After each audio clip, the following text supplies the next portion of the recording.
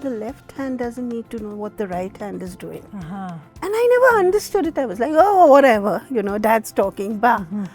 I understood it. He was like, do what you have to do. You don't need to publicize.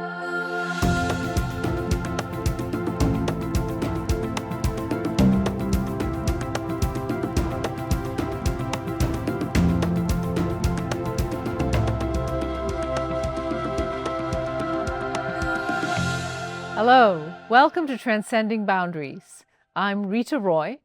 My guest today is a visionary leader who has transformed social entrepreneurship and child empowerment globally. Born in Mumbai, India, to socially conscious parents, her journey of service began early. At the age of just 12, she launched a savings initiative for women in her household. And that spark grew into a lifelong mission to advocate for women's rights, children's rights, and financial empowerment.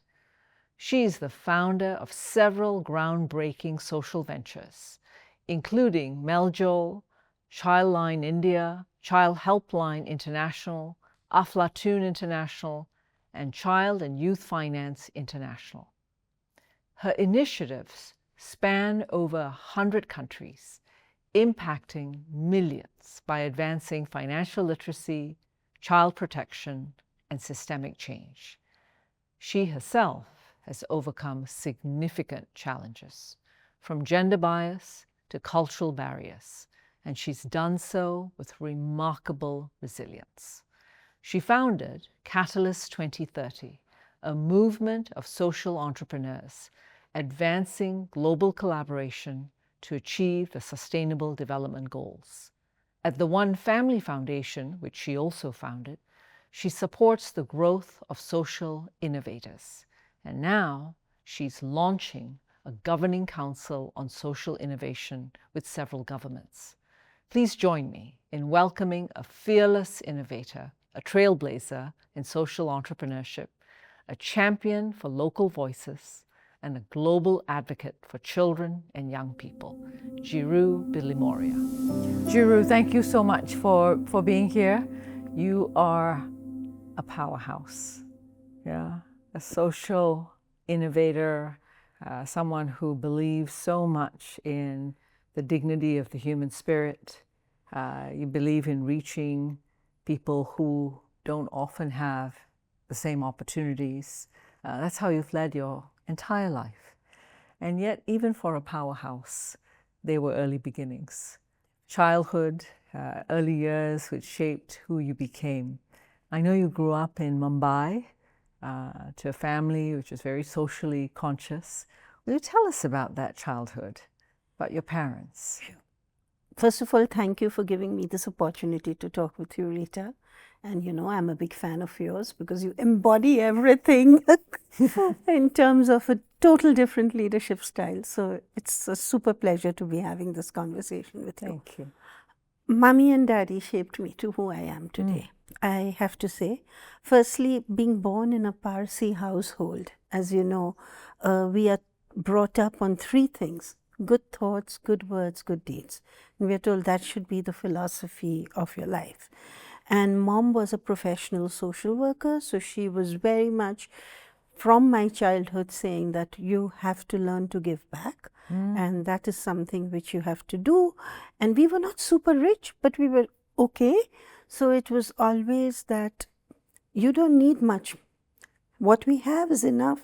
The rest you have to give back. And I think that's the philosophy which has kept me to date.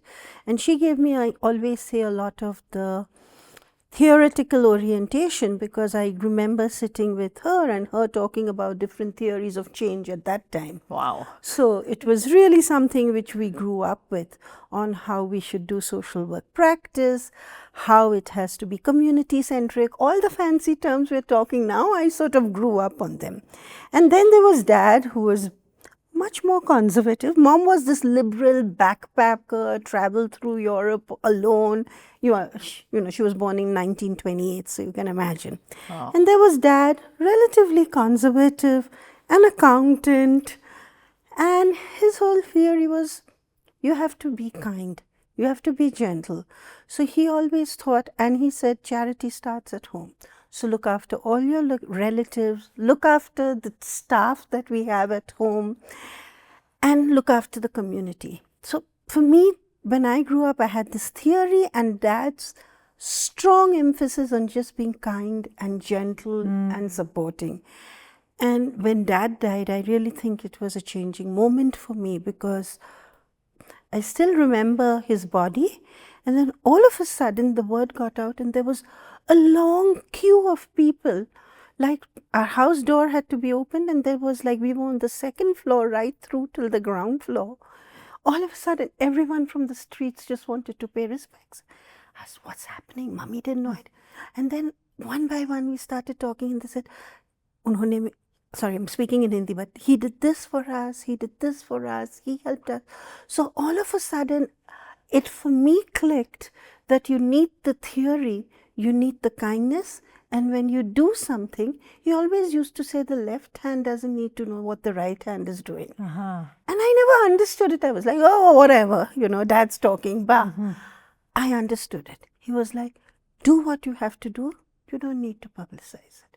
And I think that's something which has really, really stayed with me and shaped my thinking to be an honest broker, to be someone to start things, hand over, and stay in the background. Means, of course, you have to do meetings and all the thing which goes with the job, as you know. Yes. But just that. Yeah. No, it's such a beautiful philosophy about good thoughts and good deeds. Now, I understand that those good deeds started at home, and you were, 12 years old, 13 years old, when you really wanted to do something for the staff who worked at home, the women who worked at home, and Mom helped you. Yes. What's the story? Financial education, which later also. So in India, unfortunately, at least the staff who worked in my house, their husbands used to abuse them because they were alcoholics. And then they would take away the money from them which they earned. And I think all the activism and everything, I couldn't understand it. I was like, why do you not have money? And they were constantly in debt because of that.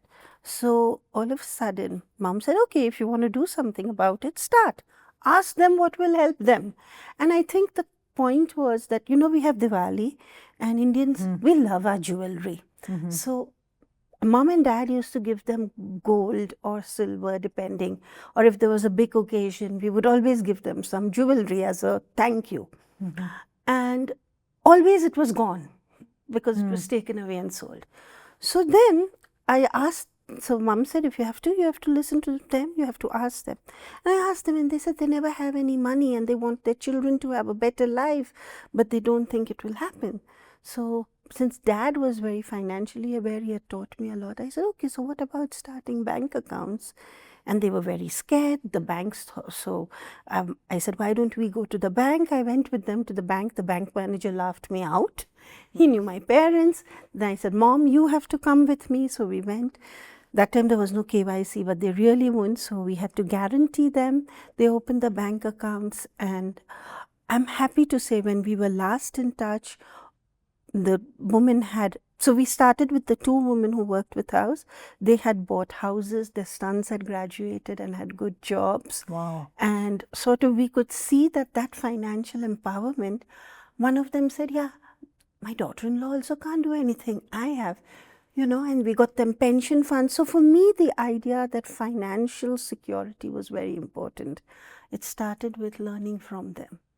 And for me, that was really, really a turn. And my mom, without me realizing it, instituted in my brain a philosophy for my work, which is always listen to your community before you do anything. Yes. So don't assume. Listen. Exactly. Learn. Yeah. And you took that experience of listening and learning.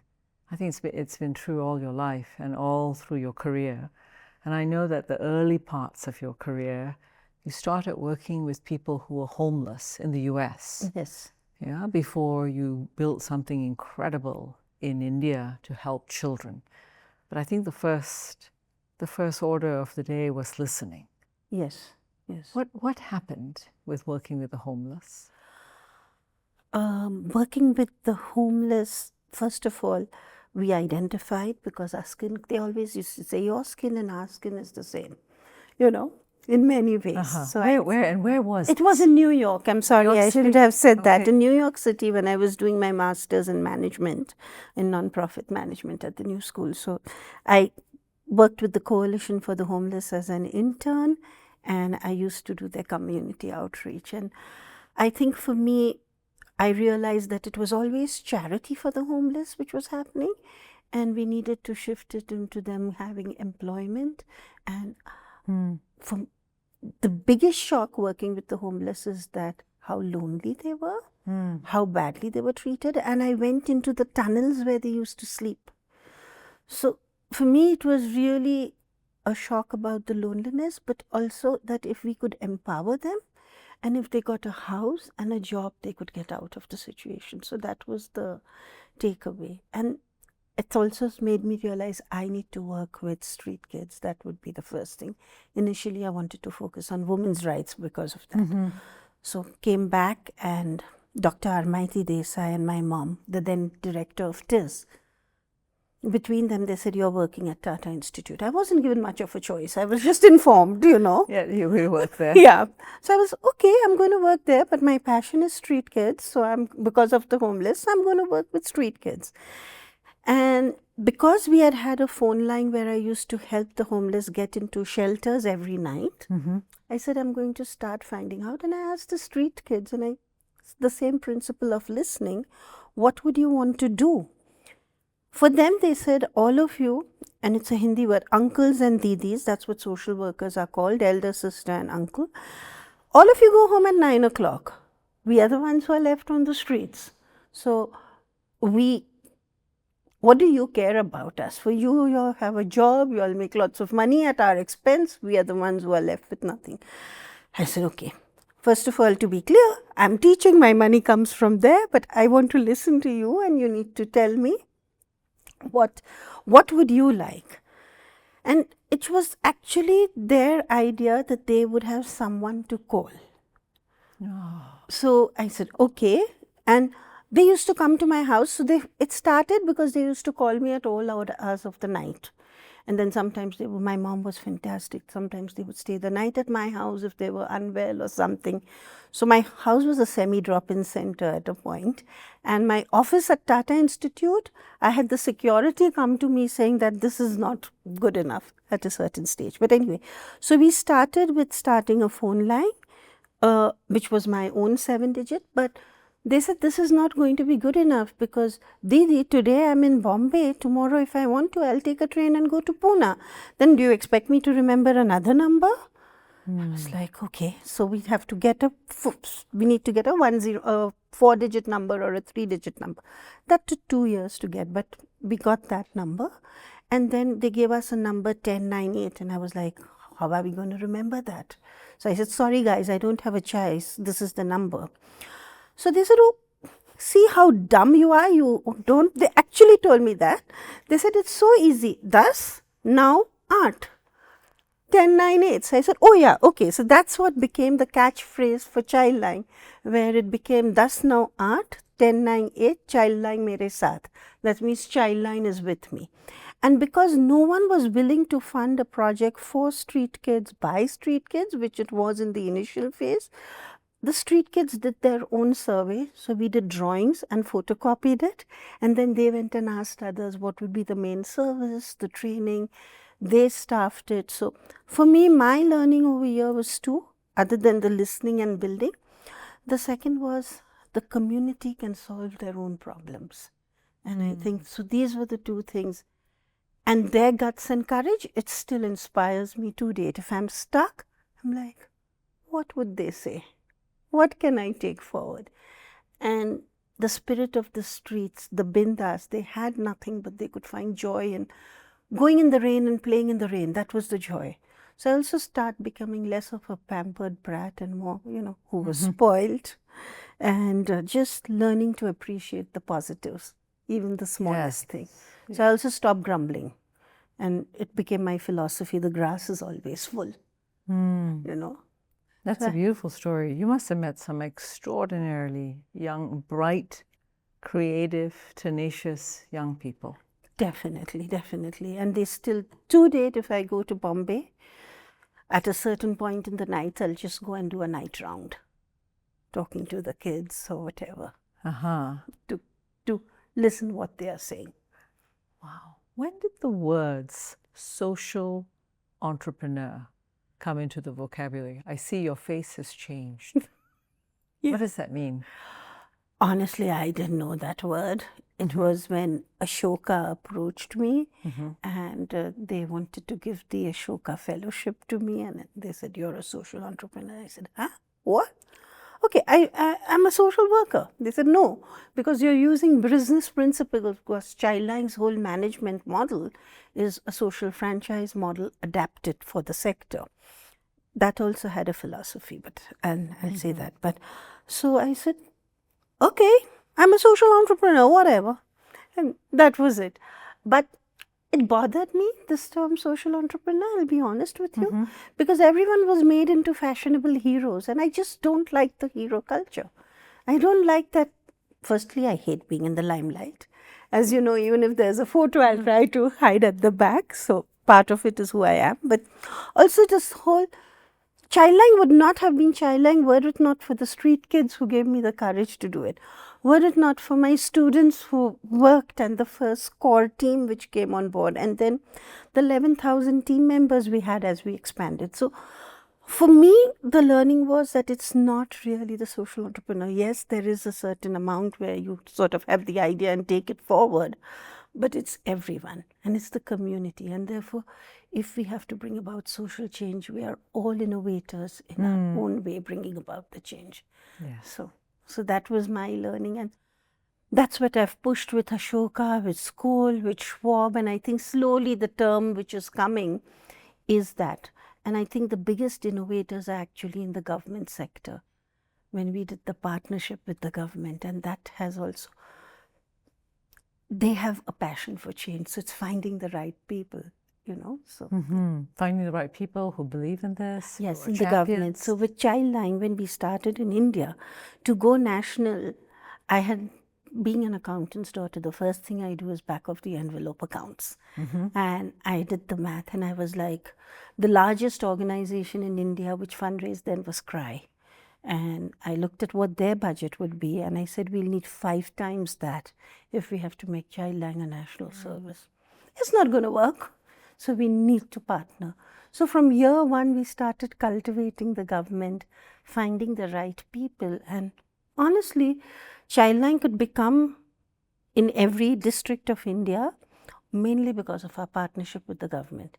And now finally, the government has taken it over, which I think is in some ways really very good. So I wish they continue the partnership with civil society also.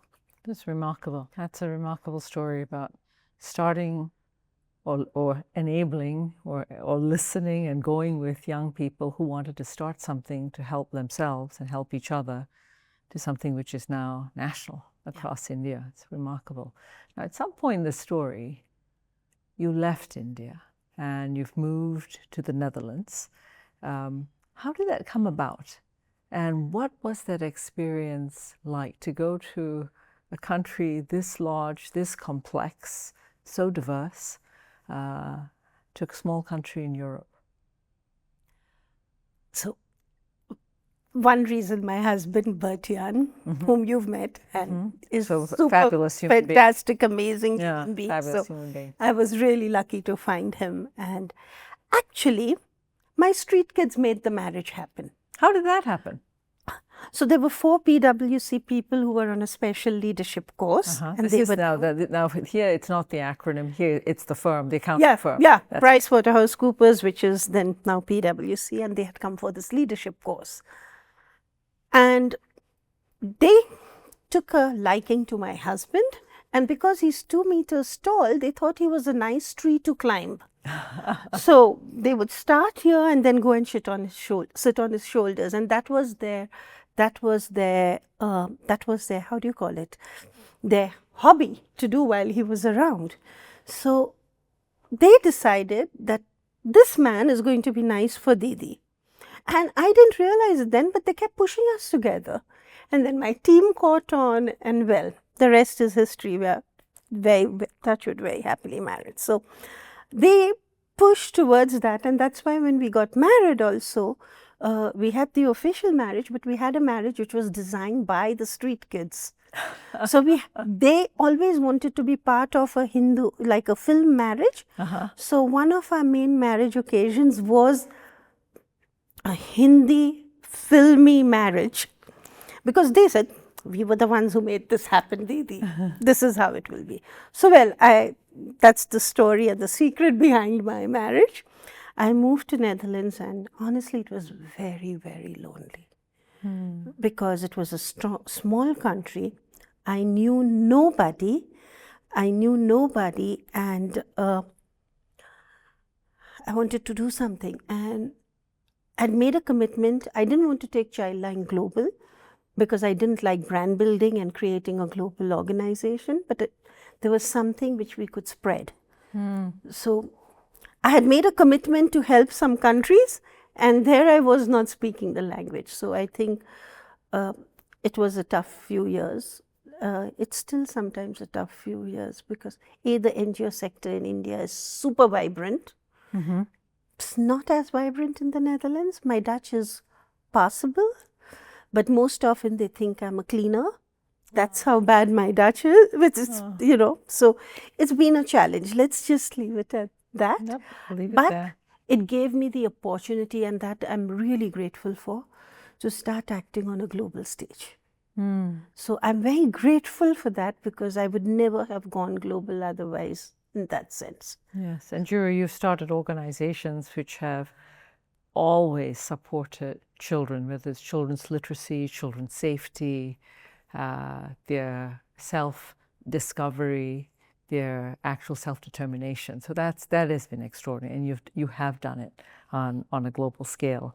So one of the organizations which comes back to a movement, creating a movement, I think called it Catalyst 2030, a movement of other like-minded individuals across the world who were doing things to change lives in their community, but they were doing it in a manner which also listened, empowered, included the very community who had to change their own lives. Talk about the experience of setting something up, and at the same time, what is so powerful, not trying to control. Even the very way you went about it allowed for this community of amazing individuals to drive and to set the direction. Yeah. So, as I said, I was part of Ashoka, Skoll, Schwab, Echoing Green, and there was a small group of us who used to keep meeting regularly. And because social entrepreneurs, or as we say, everyone's an innovator, but the ones who started organizations, they realized all of them in their work, they were hitting a glass ceiling, because you can, help 100 million people, but then with your organizing. So we all thought, if we came together, firstly, it's a very lonely journey being a social entrepreneur. So it was, let's just have each other to talk to. And then the other thing was, how can we get what we now call the Big Four to work together so we can actually create an ecosystem? So we kept talking in different meetings, and then we said, let's just try making something happen. Nobody was willing to fund it because the reputation of... So there were 3 myths about social entrepreneurs. One was that they don't want to work together. So we said, we're going to break that myth.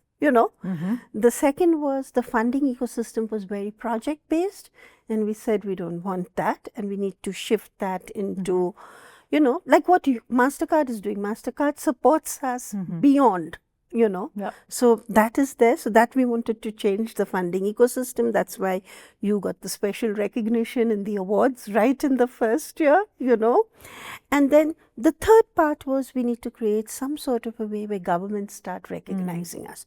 So these were the 3 things which we said we are going to be trying to change. Today, the community is in, I think, 140 countries now. We have active chapters of social entrepreneurs in 100+ countries, and now we have city chapters starting. And we have 120 collaborations without funding. Without funding. So all of this is done organically without funding, proving that social entrepreneurs can and will and want to collaborate. So we broke the first myth. Through the Catalyst Awards and through numerous working groups and all, we have noticed that there is a shift in the donor ecosystem, and we have this self-assessment tool which some of our social entrepreneurs developed, where we are noticing the shift on how people are moving into more unrestricted funding, multi-year funding, etc. So we see that shift. And the last challenge was, how do we work with governments? So on that, we started involving governments, and then the German government actually sent a letter with other governments saying, why don't we start the Government Council on Social Innovation? So that's the next big That's the level. next big level. Yeah. So that's very exciting. And Catalyst is now, I'm so proud to say, I handed that over in July. We have two of the most fantastic people who were right there from, so we had 100 co-founders to Catalyst. And two of those co-founders are now running it, and they are moving it to the next S curve. And it's fantastic to watch. That is fantastic. It's really, really That is growing. fantastic. What do you think it takes to create something, or to catalyze something, or to nurture something, and then to let it flourish? So in Hinduism, we have a philosophy of karma and dharma. It's also very strong in Zoroastrianism, but I'm using the two words which are there. Karma is do what you have to do, and dharma is let it go and let it flourish. So all through, again, that was what my parents have instilled in me, is do your job and then let it go. So after Childline, I started it, I stepped off to the board, same for Helpline International, when we did 100 countries. Then for Aflatoun, so when CHI reached, this Child Helpline reached 134 countries, I said, my role is done, I'm gone. Then we the same for Aflatoun, which again you all helped with. And then for CYFI, took the next step. We actually shut it down, because we thought the organization's role was over, and handed it over to OECD and ITC, because we thought they could do more of the impact. So for me, the philosophy is the organization doesn't matter, the person doesn't matter after a point, because there are better people who can do it. And I have to say, I am blessed, because so far I've done a lot of successions, and touch wood with everything, the organizations have done 10 times better than when with me. You're amazing. So, Just really. amazing. And now you've started your own family foundation. But there's a really critical ingredient here, which we didn't talk about when you met Bertien, that two other members became part of the family. Yes. So again, this was my mother's strong influence. My mother was the first person to talk about adoption in India and institutionalize adoption. And she wanted to create the Indian Adoption Act. So she always told me, yes, I had you all as children, but I was on my learning journey. Jeroo, you need to adopt. There are a lot of children. And then she told me, you cannot adopt younger children, because babies everybody wants. That's for themselves. It's the older children who get left behind, who are the ones who need adopting. So if you adopt, you have to adopt older children. Now I'm very brainwashed by my mom, as you can see by now. Yes. So, well, Remarkable. Childline had rescued through Police Chacha program, Lakshmi and Guru. One of my teachers who was on the child welfare committee said, Jeroo, these children were given for adoption and they have been returned, because my daughter is challenging, to put it mildly.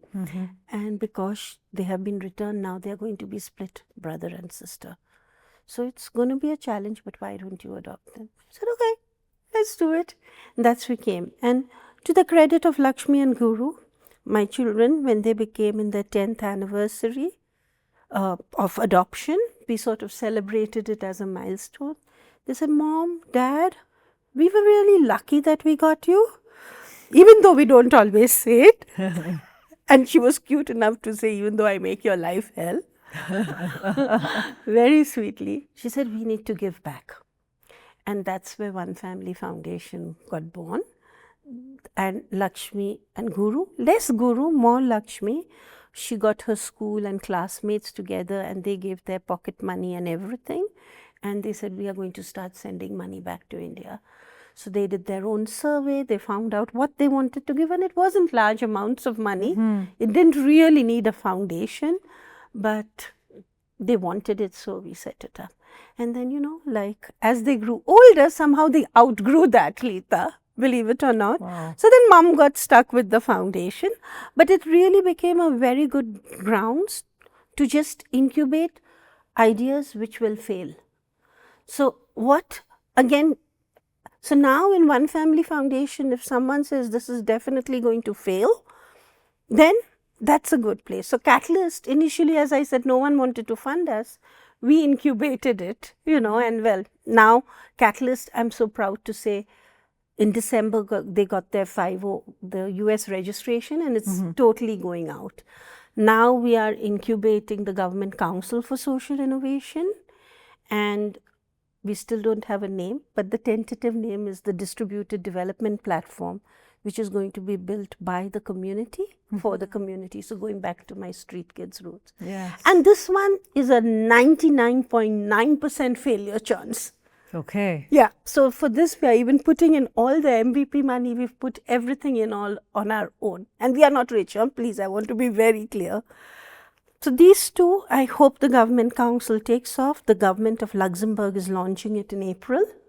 So hopefully we will start creating the government ecosystem and government policies, and there's a lot of work which is already started on it. Oh, wow. So I'm hoping every government can create a social innovation policy, which is co-created by the social innovators and the social community in Catalyst.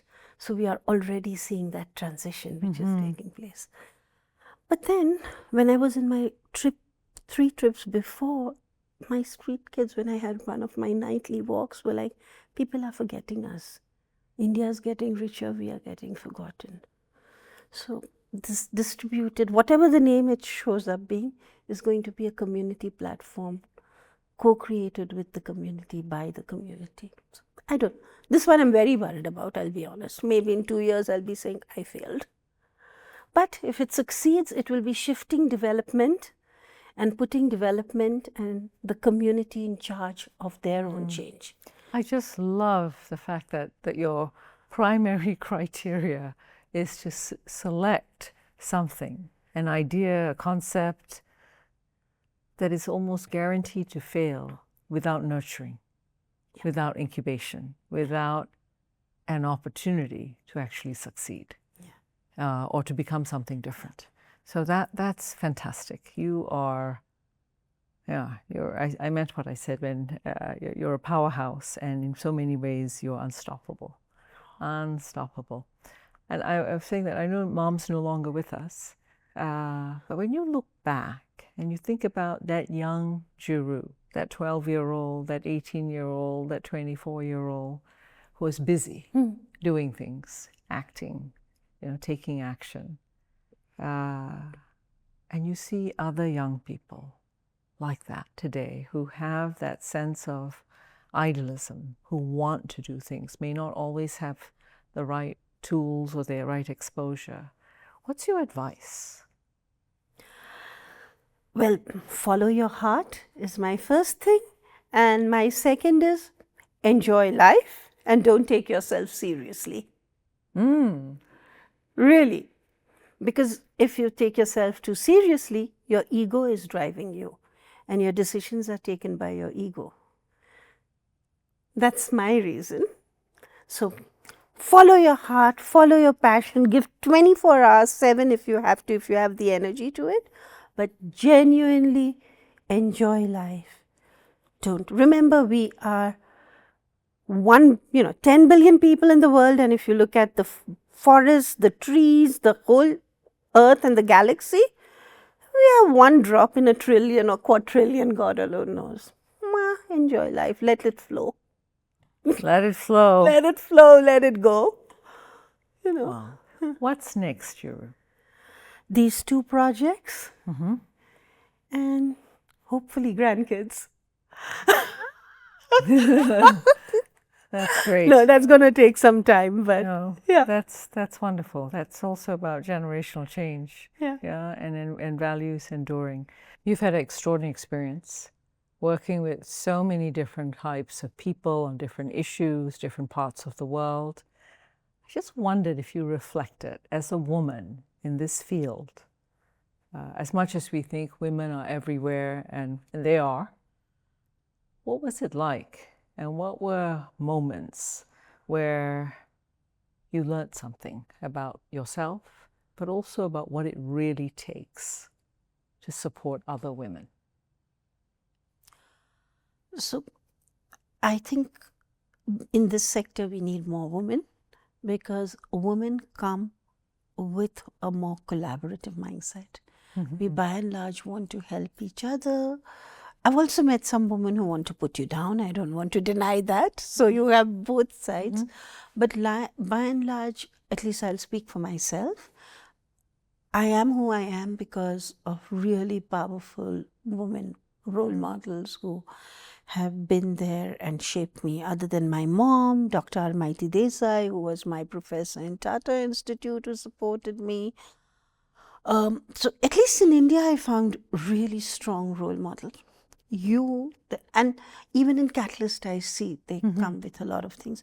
But more important for me is I saw the women in the communities, who had so much adversity and always had a smile on their face.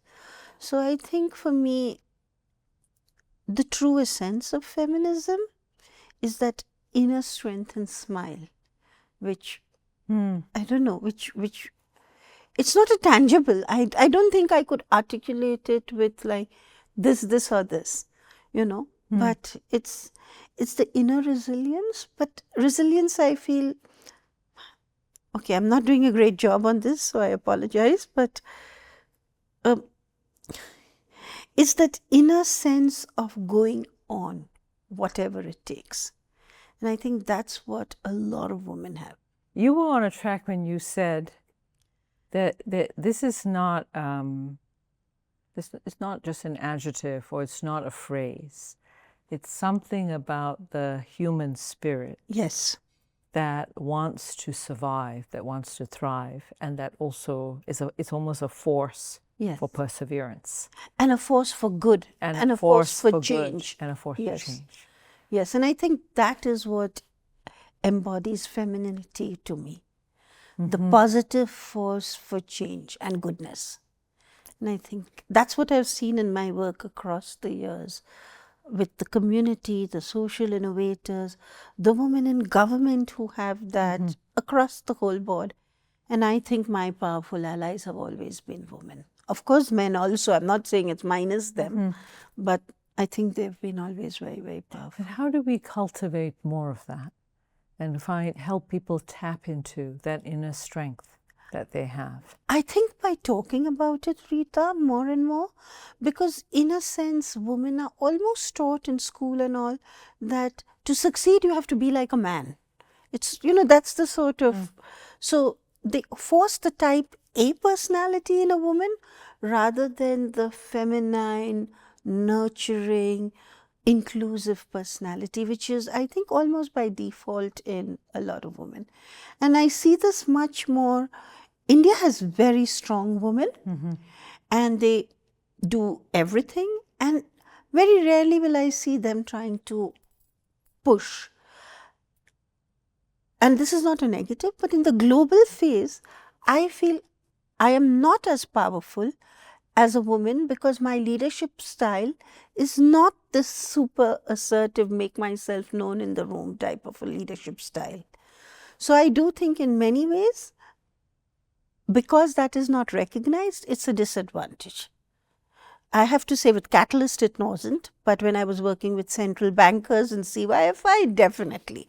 So I think it depends on the situation also. But I wish the nurturing, feminine, inclusive style could be much more nurtured in women and enshrined. I think that would bring about mass-scale societal change.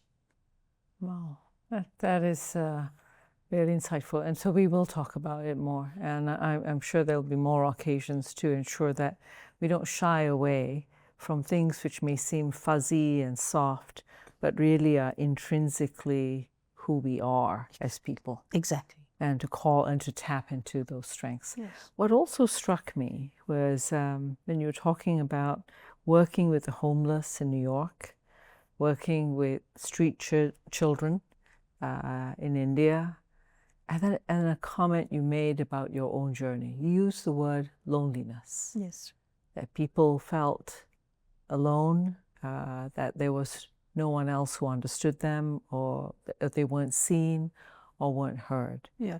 And you spoke about the social entrepreneurs, the social change agents' journey as often being a lonely journey. Yes. Yeah. Let's talk more about that loneliness and how we change loneliness to togetherness. Yes. So, as I said, when we started Catalyst, those were the three obvious things.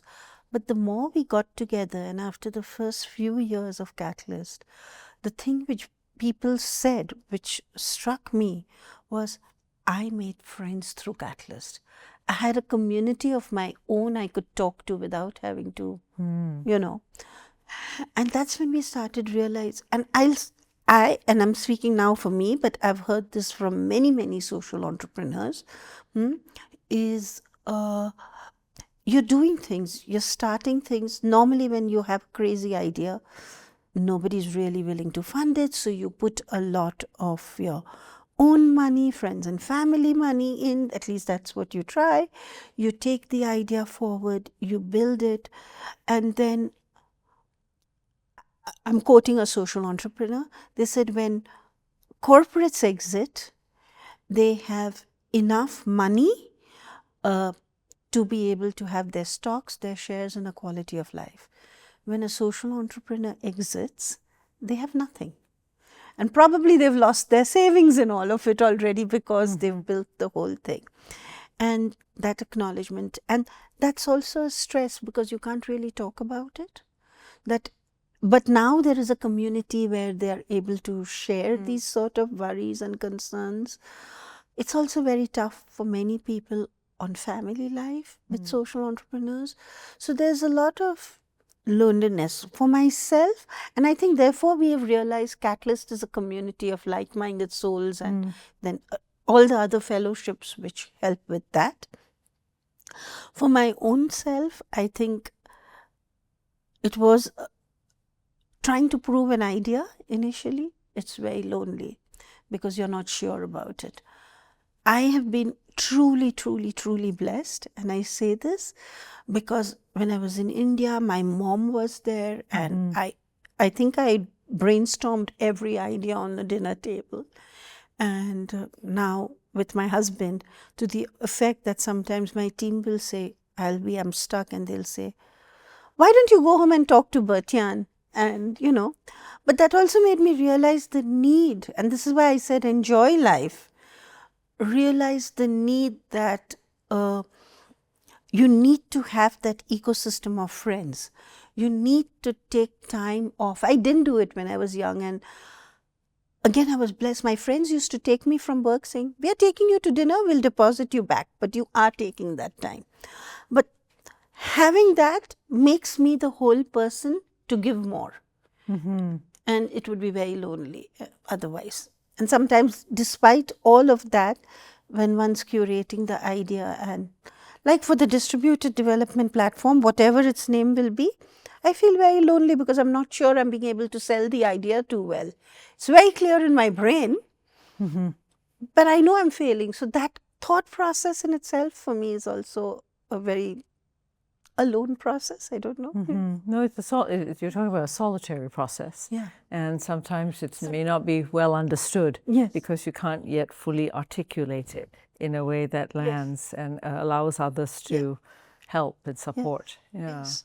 So sometimes just having a fellow social worker or a friend or a social entrepreneur to talk, and then so the process which could make you feel lonely, having a community sheds that weight off. Yes, very good. I think we all need people who see us, who love us, despite ourselves. Yes. And even when we goof and even when we fail, help us continue to believe in ourselves. Yes. That's what you're talking about. That's exactly. really the essence of a community. Yes, that's the essence. That's the essence of Catalyst, but that's also the essence of the personal ecosystem which you develop. And I think sometimes we don't nurture. I'll speak from my young age. When I was young, I didn't nurture it as much. But the older I have got, the more I've learned to value it. So I was truly blessed that my friends just ignored me and didn't allow me to take myself too seriously. Yes. But I think, so my one thing to young entrepreneurs, when they start out, and that's why I say enjoy life, don't take yourself too seriously. Otherwise, one will put oneself into this box of which could lead to more loneliness. Yeah. I think it's a very powerful lesson, working with the homeless as you did in New York and working with these street kids when they talked about the need to have community as well. So it's, again, all those good ideas, all those things we should know about ourselves. Sometimes we have to be told. Yes. And the single largest calls in helplines today are for loneliness. Wow. Yep. So we have a very young generation which is very lonely despite all the social media there is. Yes. Especially in Europe, but increasingly around the world. And what do you think we should do about that? If you were on the other end of that telephone, when a call comes in and someone says, I'm lonely. Yes. Or I'm not sure. Or I'm working on something and I've no one to talk to. What do you say to them? I can say what the helplines say. They listen to it and try to explain to people, listening. Let's say 1 to 9 is listening because that's what the person wants. And then is really asking them to create that ecosystem and talk to people and do it. But it's easier said than done because of social media.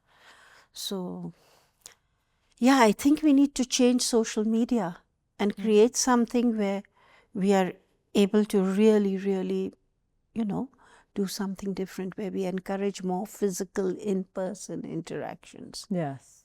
That is what is really important. And real connections. And real connections, which in today's society, 1,000 friends is not worth one physical interaction, No, wonderful. Thank you. Thank you so much, Jeroo. Thank you very much, Reeta, and it's been a pleasure talking to you. Yes, always talking to you. Jeroo Billimoria's life and career exemplify the transformative power of social entrepreneurship and advocacy for children and young people worldwide. From a socially conscious daughter in Mumbai to a trailblazer in global child protection. From founder of Childline India to architect of social entrepreneurship movements. From a young kid spearheading savings at the age of 12 to a globally recognized leader in financial literacy and youth empowerment. Jeroo Billimoria is an extraordinary leader. She's an extraordinary example of transcending boundaries.